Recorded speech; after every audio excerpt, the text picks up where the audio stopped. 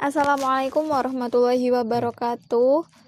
Kami dari kelompok 5 akan mempresentasikan tentang pertumbuhan mikroba. Baik, di sini saya sebagai moderator akan memperkenalkan anggota-anggota di kelompok 5, yaitu ada Winda Alfiana dengan NIM 1808086037, kemudian Alfiana Nurul Rizki dengan NIM 1808086048, Andika Agusti Mahardika dengan NIM 1808086059, kemudian Fani Ahmida dengan nomor NIM 1808086066. Kemudian ada saya sendiri dengan NIM 1808086070.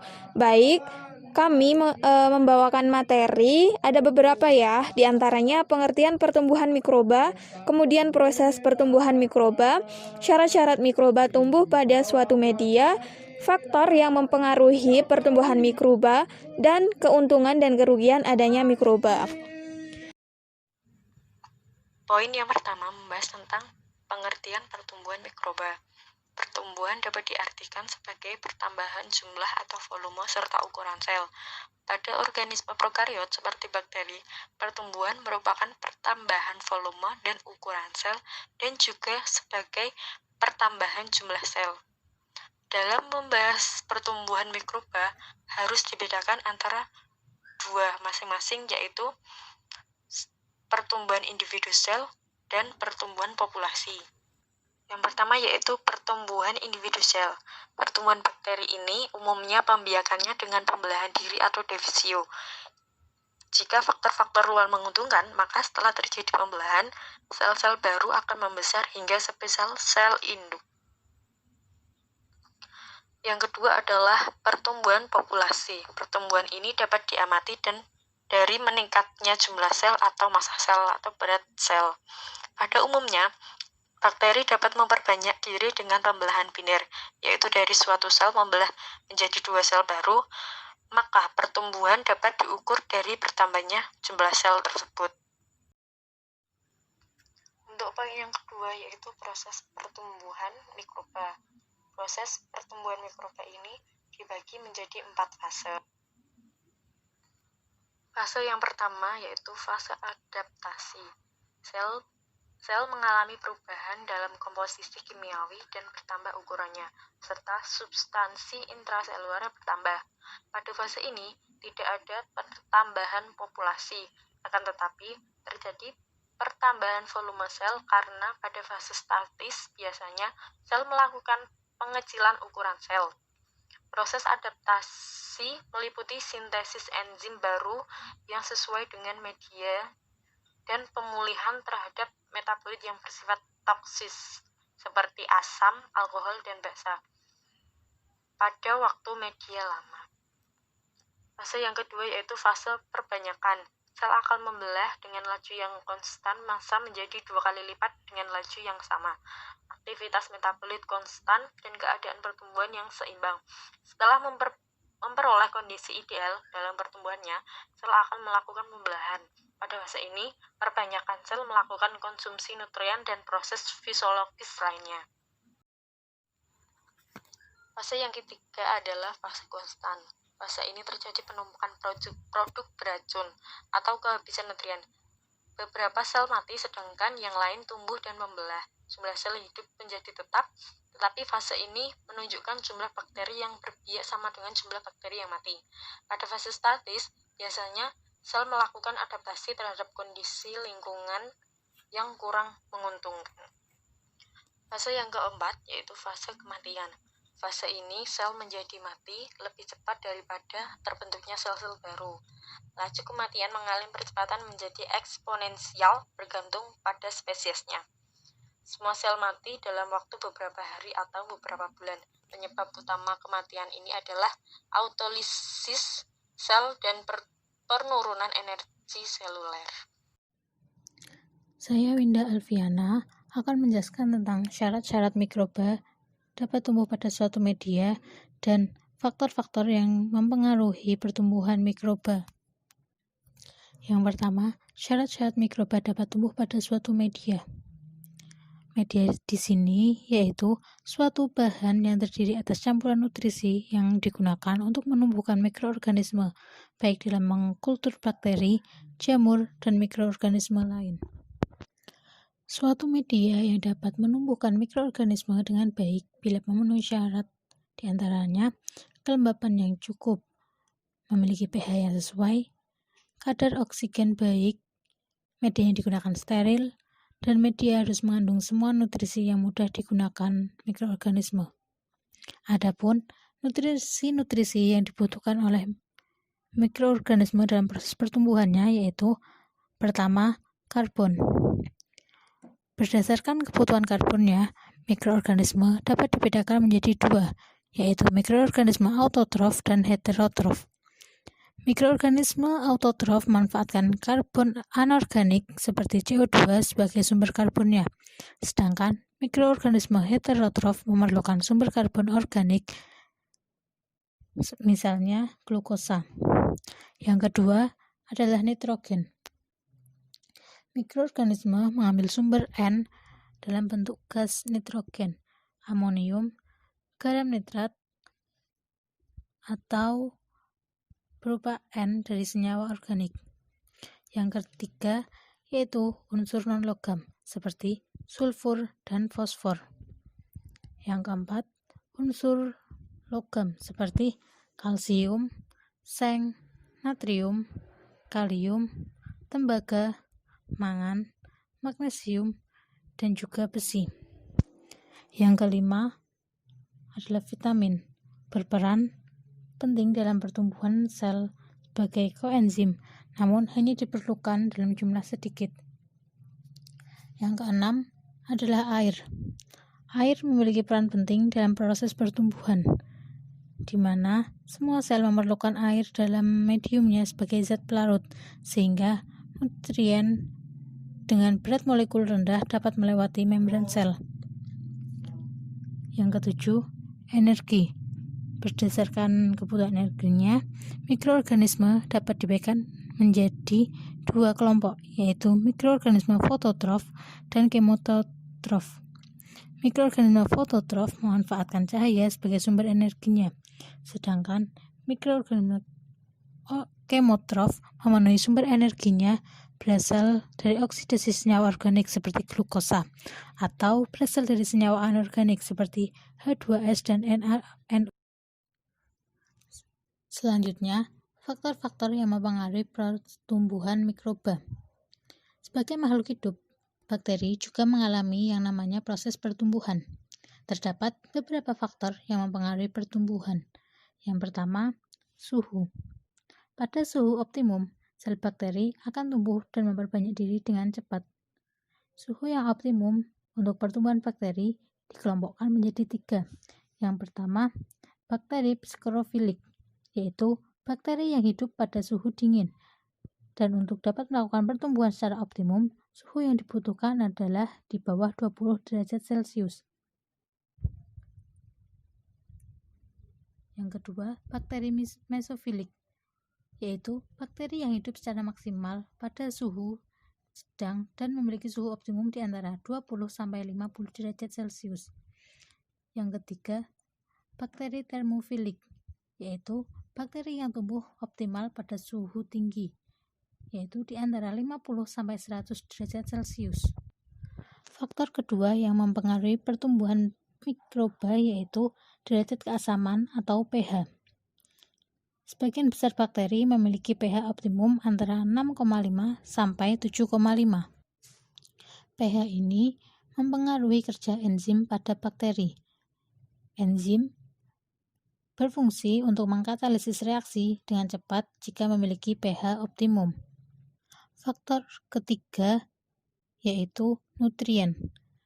Nutrien atau zat makanan yang dapat digunakan untuk pertumbuhan bakteri harus mengandung sumber karbon, sumber nitrogen, dan juga mineral. Faktor yang keempat adalah kelembapan. Kelembapan berperan penting dalam pertumbuhan bakteri, di mana bakteri membutuhkan kelembapan tinggi, yang umumnya dibutuhkan kelembapan sekitar 85%. Faktor yang kelima adalah pencahayaan.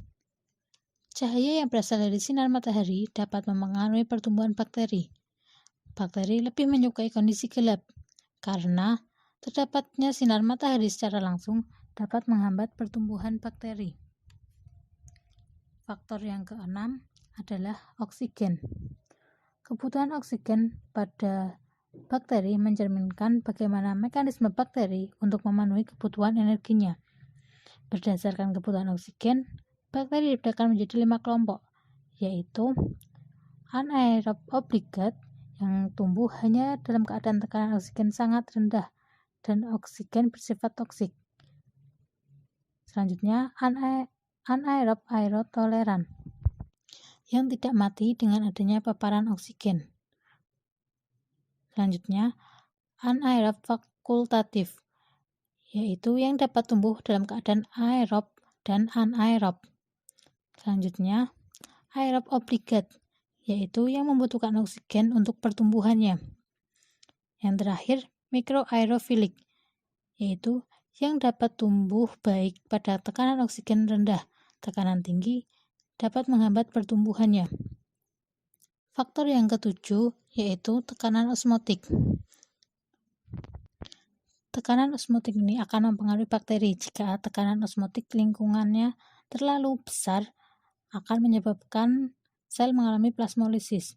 Sebaliknya, jika tekanan osmotik lingkungan yang hipotonis, akan menyebabkan sel menjadi membengkak dan akibatnya sel rusak.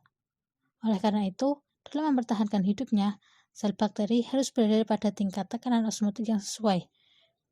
Meskipun sel bakteri memiliki daya adaptasi, namun perbedaan tekanan osmotik dengan lingkungannya tidak boleh terlalu besar.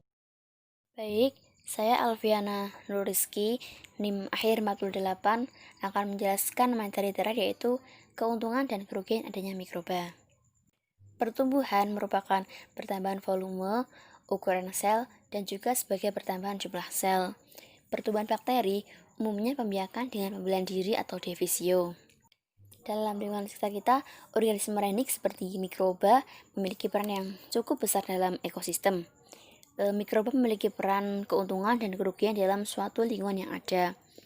Hal ini jelas terlihat bahwa semua mikroba tidaklah hanya yang negatif saja perannya, namun ada juga peran yang menguntungkan. Peran yang menguntungkan diantaranya ada Escherichia coli dalam tubuh kita, yaitu di usus besar, dan berperan menjaga kesehatan sistem pencernaan. Kemudian Acetobacter yang berperan membuat asam cuka atau asam asetat. Ada Lactobacillus bulgarius untuk pembuatan yogurt. Ada Lactobacillus casei untuk pembuatan keju atau yogurt. Kemudian ada Acetobacter psillinum untuk pembuatan nata de coco. Ada Clostridium acetobutylicum untuk pembuatan butanol dan aseton. Ada Basilicus subtilis dan Streptomyces rhinosus untuk pembuatan antibiotik. Sudah saya sebutkan ya peran mikroba yang menguntungkan. Di sisi lain, mikroba ada yang merugikan juga loh, seperti Clostridium botulinum yang menghasilkan toksin dan membusukkan makanan. Ada Mycobacterium tuberculosis yang menyebabkan penyakit TBC. Ada Vibrio cholerae yang menghasilkan kolera atau muntaber. Ada Clostridium tetani yang menyebabkan penyakit tetanus. Ada Mycobacterium leprae yang menyebabkan penyakit lepra. Ada Bacillus anthracis yang menyebabkan penyakit antraks pada sapi. Dan yang terakhir ada Treponema pallidum yang menyebabkan penyakit sifilis. Saya Andika Agusti Mardika akan menjelaskan tentang Unity of Science dari makalah yang telah kami buat. Kami mengambil dari Al-Quran Surat Al-Hijr ayat 20, yang artinya, dan kami telah menjadikan untukmu di bumi keperluan-keperluan hidup, dan kami menciptakan pula makhluk-makhluk yang sekali-kali bukan pemberi rezeki kepadanya. Penjelasannya yaitu Allah telah menciptakan makhluk hidup di bumi berupa biji-bijian, buah-buahan, dan makhluk hidup lainnya. Allah lah yang memberi rezeki kepada mereka. Allah juga telah menciptakan makhluk-makhluk tanpa melupakan pembagian rezeki pada setiap makhluknya. Mereka tidak serta hanya diciptakan lalu dibiarkan begitu saja. Mereka diberikan kenikmatan berupa rezeki, salah satunya adalah dapat melakukan pertumbuhan sebagaimana telah dipelajari pada materi ini.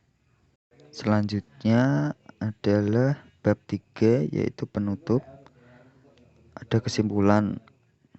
Berdasarkan materi di atas dapat disimpulkan bahwa pertumbuhan merupakan pertambahan volume dari ukuran sel dan juga sebagai pertambahan jumlah sel.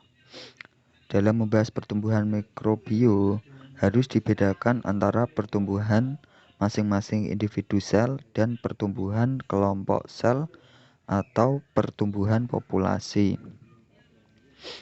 Kemudian proses pertumbuhan mikroba itu ada 3 fase, yaitu fase adaptasi atau lag fase, kemudian fase perbanyakan atau logaritma atau eksponensial, kemudian konstan, dan yang terakhir fase kematian.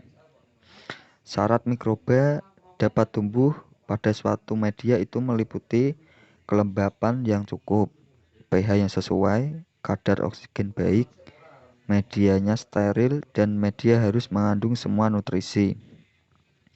Nutrisi yang dibutuhkan mikroorganisme dalam proses pertumbuhannya seperti karbon, nitrogen, vitamin, air, dan lain-lain. Kemudian faktor yang mempengaruhi pertumbuhan optimum bakteri diantaranya suhu, derajat, keasaman atau pH, nutrien, kelembapan, oksigen, pencahayaan, dan tekanan osmotik. Mikroba yang menguntungkan ada Acetobacter untuk pembuatan asam cuka, kemudian Lactobacillus bulgarius untuk pembuatan yogurt, dan Acetobacter sillinum untuk pembuatan nata de coco.